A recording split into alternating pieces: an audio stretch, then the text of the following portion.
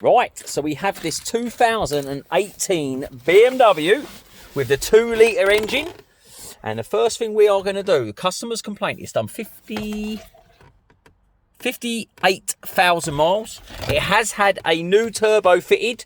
It has been to another garage, but we have just plugged into it, and you can see we get these codes every single time. The P0299 and the P2279, which indicates we have got an airflow issue. And this one here is a pressure too low from the turbocharger, and this one here for the air mass detects a leak. So guess what we're going to be doing, guys? We will be doing what we always do when we see these fault codes, and we will be doing a smoke test. But it does make you think to yourself, 58,000 miles, it's had a new turbocharger. Did it need a turbocharger? People, so we are on with a BMW X1 this morning. This is in for a swirl flap delete. We've just had the swirl flap delete kit, which has just come from Darkside Developments. So it has got the bung there. It has got all the new gaskets. So we'll be getting the intake manifold off. This has only done 50,000 miles. It has had a new turbo. So it does I do wonder about these diagnoses and whether people actually check these things before replacing things. But we did a smoke test and we could clearly see it was leaking from the actuator arm side of the swirl flaps. And when we looked on live data, it was really, really interesting. We could see that it was asking for X amount of boost and it was slightly under. So we knew there was a leak.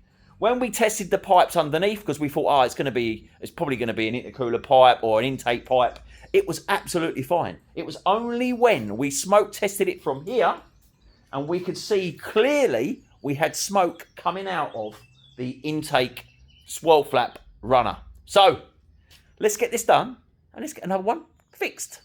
Guys, I'm not going to lie.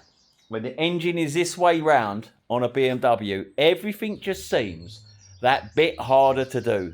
Now, this is the B47 engine, Dan? It is. The B40, look, just, hello Dan. This is the B47 engine. And I'm not joking, to get the access to this intake manifold here, we have a loom that runs over the top of it. And we have had to, because I'm a bit short, I couldn't reach the plugs at the back. So, we have had to undo all of the ECU wiring loom. We have had to undo all the injector wiring loom, everything, so we could flip this over to be able to access the intake manifold. And I'm not joking, what a pain in the backside. Dan's laughing because he knows I've got a very short fuse. In fact, I'm quite short anyway, I'm 5'8". So anyone who's this short, with this short fuse, that attempts a job like this, be prepared, guys. Because there was a lot of swear word. Look, he's laughing his head off. He thinks it's absolutely hilarious. It is hilarious. Send the short guy in with the short fuse to deal with this. But look at this lot, guys. We have got piles of bits. And, hopefully my memory's good from where all of this goes. But we should be able to now access this lot. And let's get the swirl flaps out. Right, so now that we've removed the intake manifold for this B47 engine BMW, which was an absolute pain, let me show you how to remove the swirl flaps. So basically what you've got is the motor on there, which will move. In fact, it's really stiff to do. So what it will do is it will move the intake flaps, and then you'll see what it's doing. So all we're going to do in this kit from Darkside Developments, we've got a bung which will sit inside here.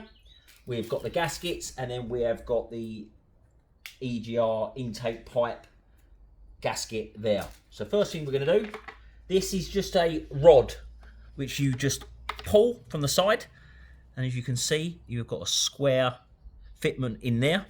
And then what we're going to need to do now is pull the rod through so we can release the intake flaps, or the swirl flaps, whatever you want to call it. But this is not going to be an easy one to do.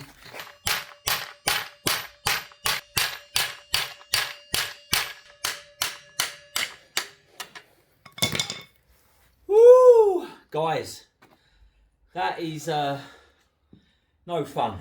but that's what you have to do. Look at that.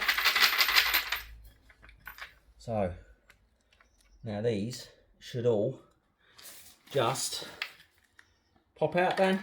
Should do. Look at the state of them. There we go. So that is your 4 cylinders and your 4 flaps. Right guys, this is very, very important because we have seen engines fail because people have not removed what they need to remove. Now when this bar is removed from here, which is what we have just removed out of here, it sits through a number of these hats. And these are situated, if you have a look down here, I've left 2 in for you. Can you see that there? You've got 1 there, and I've left that 1 in there for you. So these have to be removed. There's 4 in total, and you will need to remove these. Watch this, ready?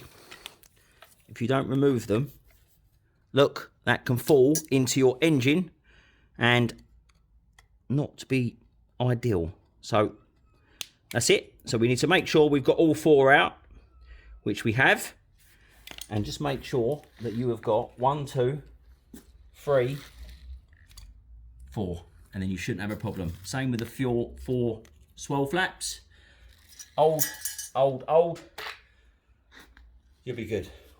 Right guys, don't forget when you're taking this out, you need to make sure that you remove this rubber seal, because you need to make sure that this is seated that way round, because this end has to butt up against the side of the engine, so then that will keep it in. So before we put this bung in, just like to use some red rubber grease just to make sure it doesn't nip them when we put it in. And then all we're going to do is just make sure we install it the right way round, so it goes in that way with a pointed edge sticking up, and then that will go against the side of the engine, and it should be literally as easy as that, guys. Give it a little tap just to make sure it's seated. As you can see, that is sitting in there absolutely perfect. So let's get this one fitted.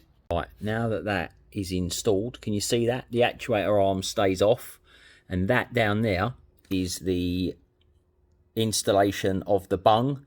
Just make sure that is in properly, because what will happen is it's under, with the rubber seals, it's under a bit of tension, and what tends to happen, it does try to pop out.